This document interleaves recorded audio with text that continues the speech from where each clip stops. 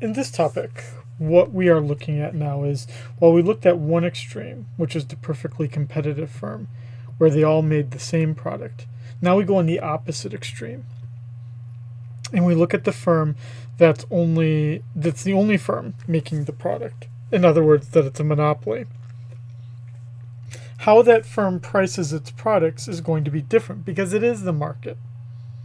And the way that it differs, now this is key, the way that it differs is that the marginal revenue for the firm, meaning the amount of additional money it takes in when it sells one more unit, is no longer the same as the firm's demand curve.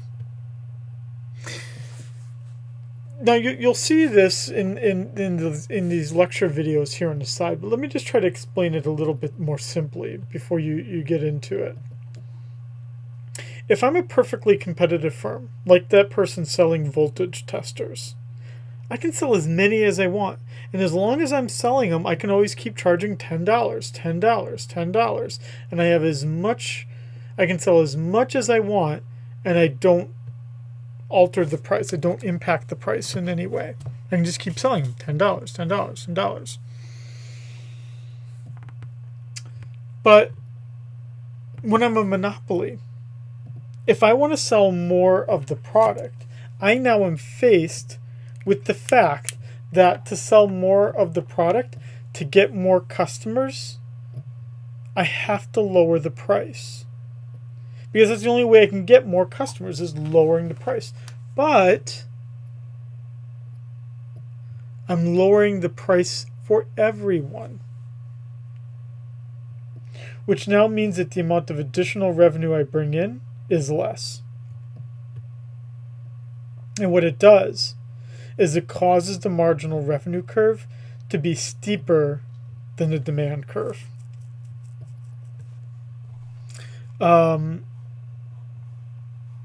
Which we see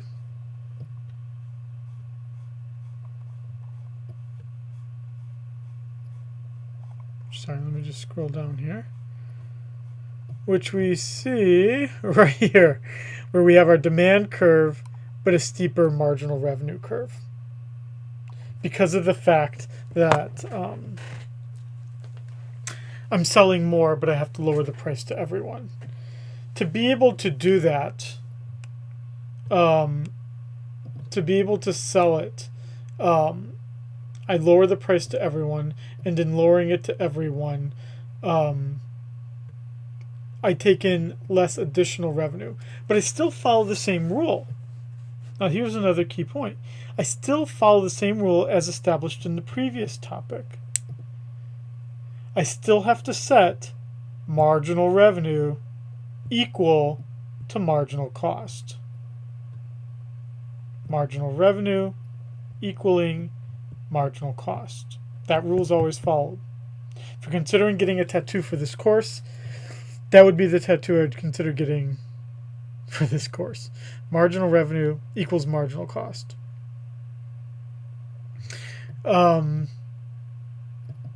So with that, marginal revenue equals marginal cost right here. That helps me define the quantity. And then I have to go up to the demand curve to find the price.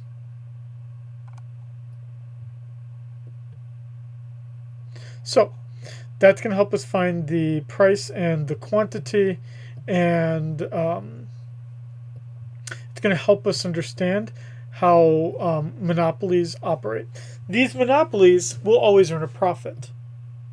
They will earn a profit because they restrict their output, and they have to have some barriers to entry that stop others from entering.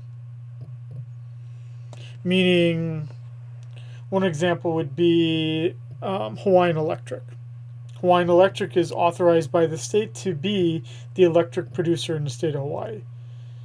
No other firm's going to come in and compete with Hawaiian Electric because Hawaiian Electric is the one designated by the state as providing electric. Pharmaceutical drugs, right, are often made, at least initially, by one company. And then eventually that patent runs out. That patent is the barrier to entry.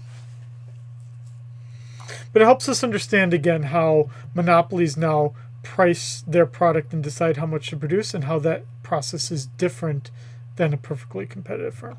And as you can see right here, look at that right there, huh? MR equals MC. That's always how we find quantities.